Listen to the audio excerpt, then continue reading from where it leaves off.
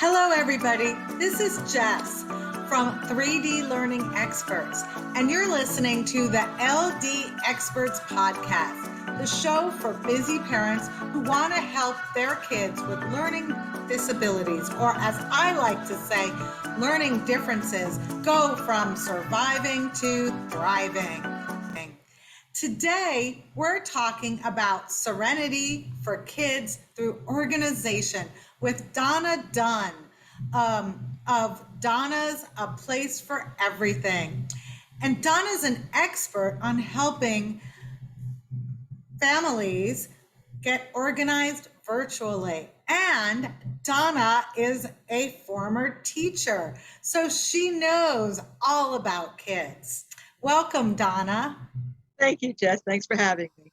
Yeah, I'm so excited to have you here for our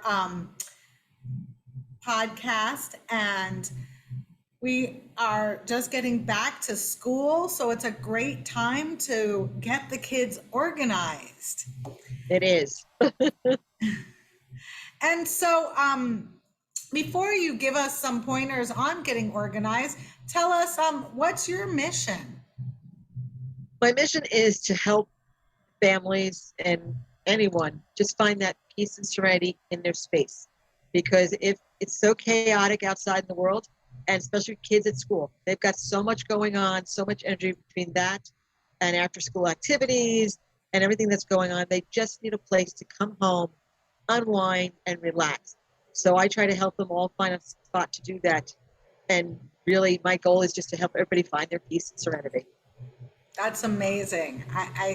We talked a little bit before the podcast, and you're just so passionate about helping people have peace and serenity in their lives. And so I'm just so grateful to be able to share this with my community, because very often people with dyslexia, dysgraphia, and dyscalculia have some executive functioning challenges, which plays out in organization.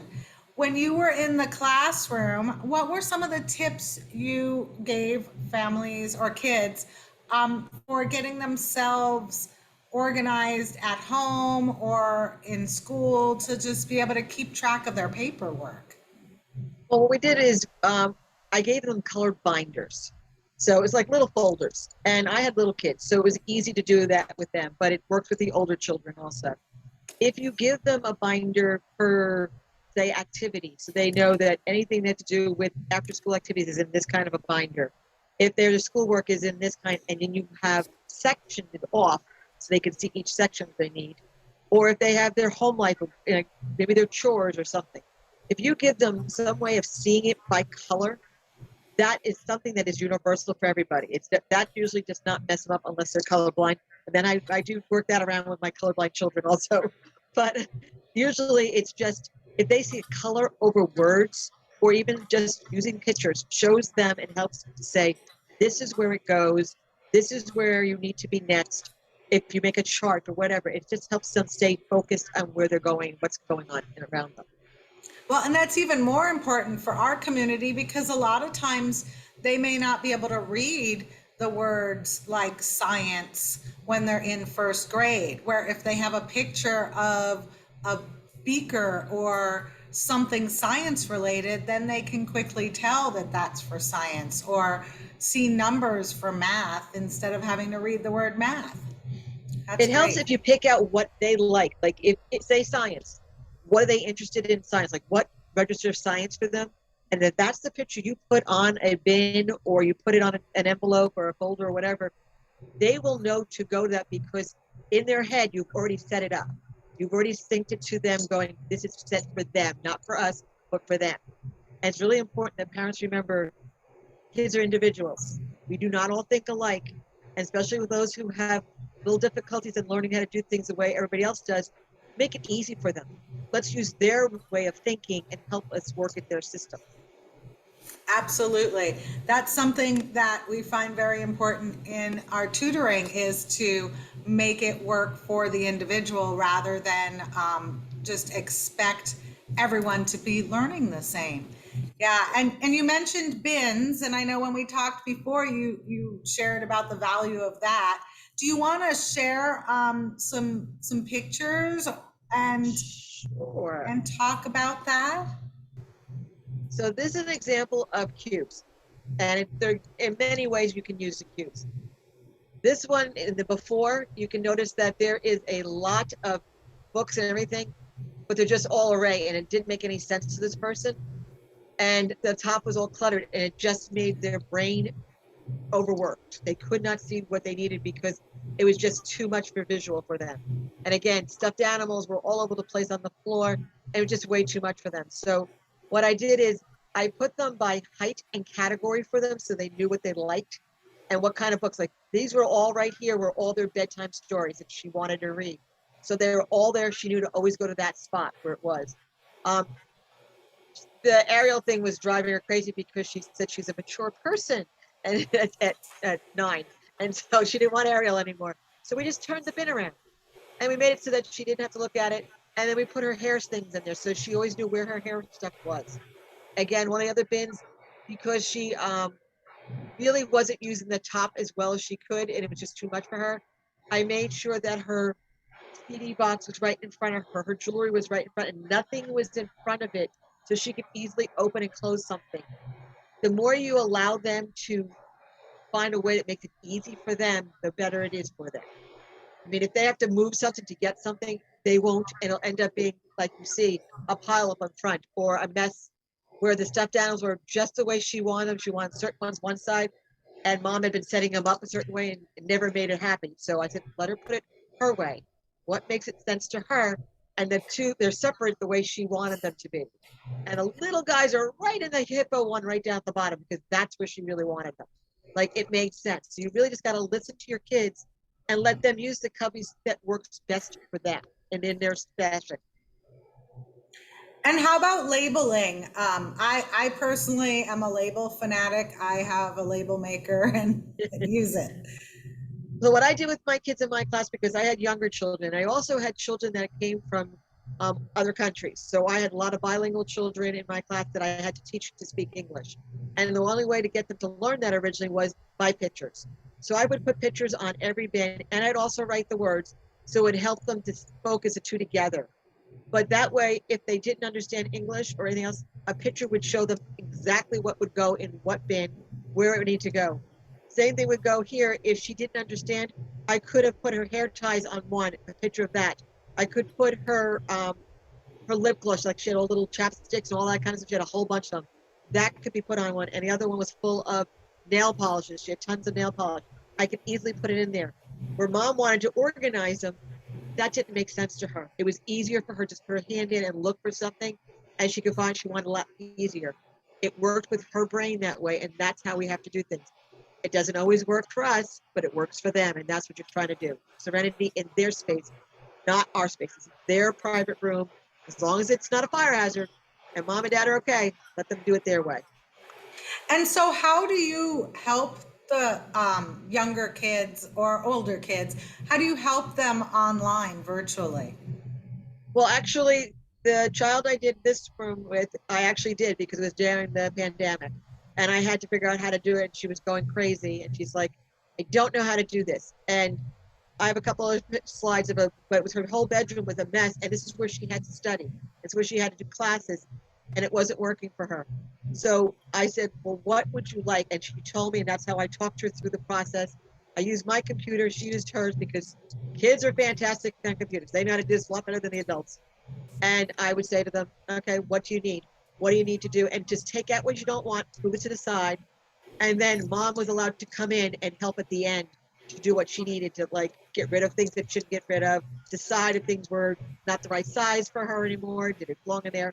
But you have those conversations with the kids and they have a blast because they like doing it. They're like, and I make a game of it with them. Well, how fast can you do this? And oh, I wish I could help you. And I kept like pretend like I'm doing it. And it makes a game and they really like it because then they're feeling it's their work. They've done it and they're so proud of something.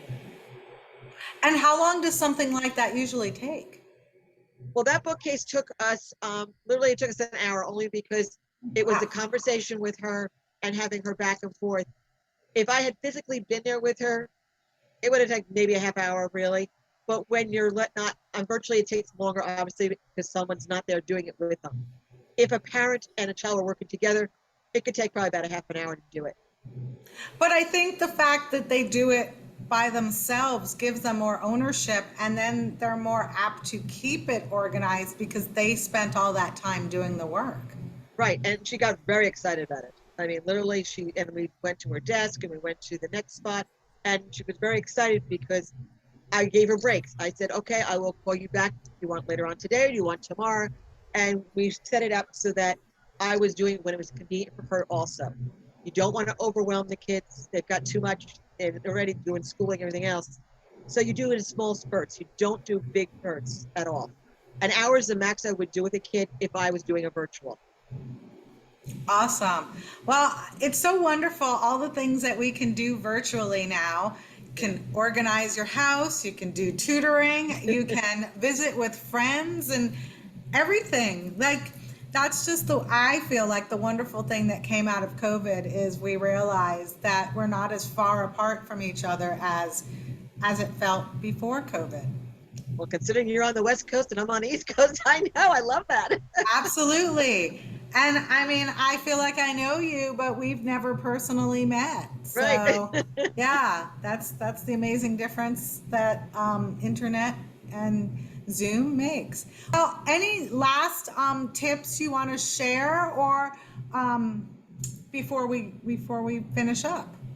With kids, it's really important that you really take the time and you listen to them.